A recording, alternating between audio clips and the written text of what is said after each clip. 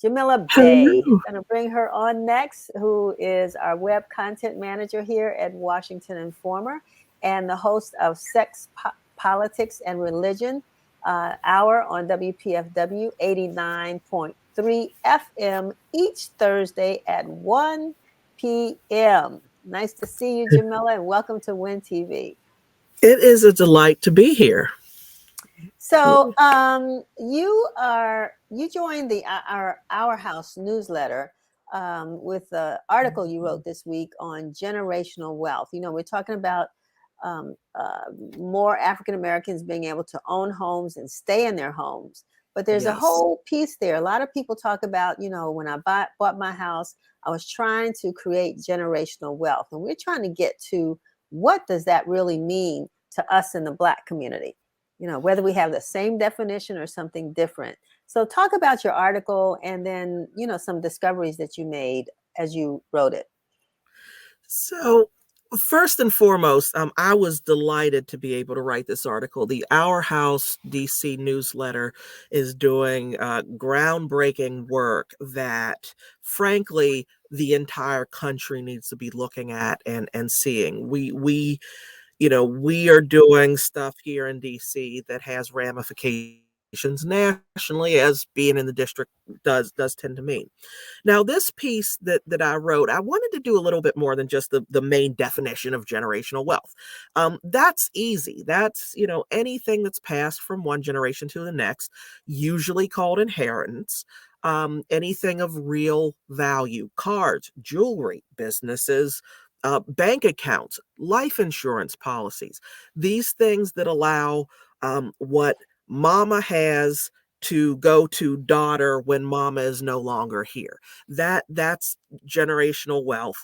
And unfortunately, we Black folks here, who were once the currency in this country, don't pass our wealth down.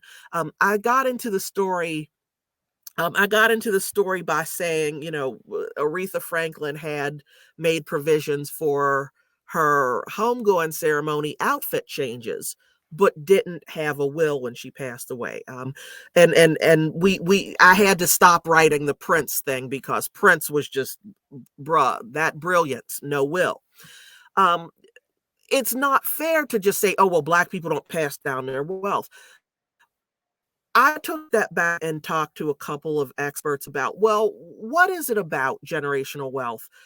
We know that Black folks don't have as much going in. We don't have as much passing down. But what are some other things? So I talked with a professor over at Georgetown who is brilliant and amazing, Jasmine Tyler. She's with their School of Public Policy. And she brought up very clearly that when Black people start doing well politically, or forgive me, I misspoke.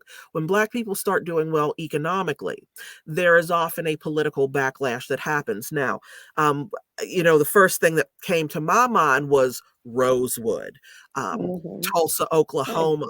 I'm from Pittsburgh. My people come from unions, but the minute that those Carnegies wanted to bust up a union, they'd bring in, my granddaddy and his brothers and other Black men to come in and cause a conflict. These are things that happen when Black folks start doing well. Today, all of this critical race theory hysteria around the country, you look at the places it's happening where Black people got senators that they haven't had since the first time in Reconstruction. I'm looking at Georgia, where Black folks, Black folks who speak a different language at home are starting to get political influence. I'm looking at Miami.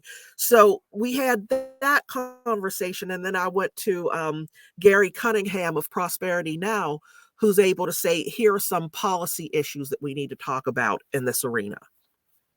Interesting. And so, I mean, you're kind of juxtaposing the general wealth to economics as well as politics, but on a level where, let's say Miss Jones is watching the show right now, and she's in her late 70s or 80s. She owns a home, and has just said, well, whatever, what will be, will be. What is it did that article actually sort of give some guidance as to what Ms. Jones ought to be doing as she thinks about, her assets after life, after her life? So this article is the first shot across the bow, so to speak. Okay. In terms of laying out, here are the ways in which you want to make your provisions. That is to come. Now, what we do know is absolutely you want to be able to just cross the T's, dot the I's. Do you have a beneficiary listed on your bank account? Does somebody know, Miss Jones, when it's time for you to go to your, heavenly reward? When that time comes, who is going to distribute the things you have here? You have a house. Who would you like that house to go to? Do you have anything that needs an attorney to look at before you just go ahead and let the family decide for themselves? More guidance is absolutely better. And there, even if you feel like I don't have but one thing, if you pass away and you don't have a will, the state gets involved, period, full stop. It's not enough to say, well, my daughter knows what I want. That may be the case, but the government does not know that, and a death certificate is a legal document that trumps everything else.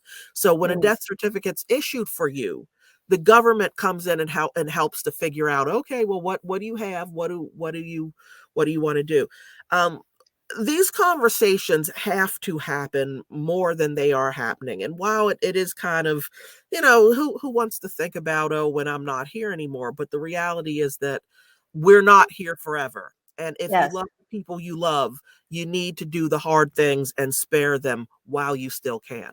As a Black newspaper, in closing, Jamila, and with the platform that we have, what do you think is the most important thing that we need to either write about? I think this is, as you said, a great foray into this whole conversation about generational wealth and estate planning. But where do you think we can make the biggest difference as you've talked to people out there about this story that you did? I think we need to be writing stories about, here's how you can do it, but we also need, look, we are a business, but we are not the only ones. There are a whole lot of places, I'm thinking of mortgage companies that have been dinged for not giving. Let me rephrase, it's not about giving, not allowing Black people to procure mortgages through their particular offerings. These are experts. They need to be partnering with us to share their expertise so that we know, okay, mortgage, will, trust. If you are auntie with nieces and nephews who need to be educated at some point, maybe you don't want to leave them the house. Maybe you want to leave them something that they can start a business with, or go to university with, or buy their own house.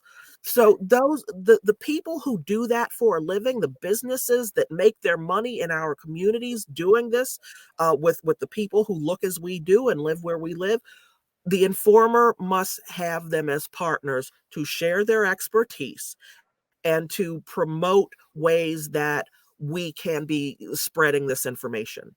Wonderful. I appreciate your desire, one, to follow up on this issue, and two, to write about it. If you haven't gotten a copy of this article that Jamila Bey wrote in the Washington Informer, you can go to WashingtonInformer.com. You can search for Our House, and actually it'll be right there at the top. And we're so excited because now, thanks to you, you've helped us to introduce our own audio versions of the story. So even for those who may have some challenges in reading, or just want to read the article while they're driving wherever they're going to go this weekend to enjoy the great weather, they can still hear you and hear the story on WashingtonInformer.com. So, Jamila, thank you so very much for being with us. Thank you for agreeing to substitute host next week. We look forward to having you in this seat, and have a good weekend. You too. Thanks for having me. All righty. Where did you come to get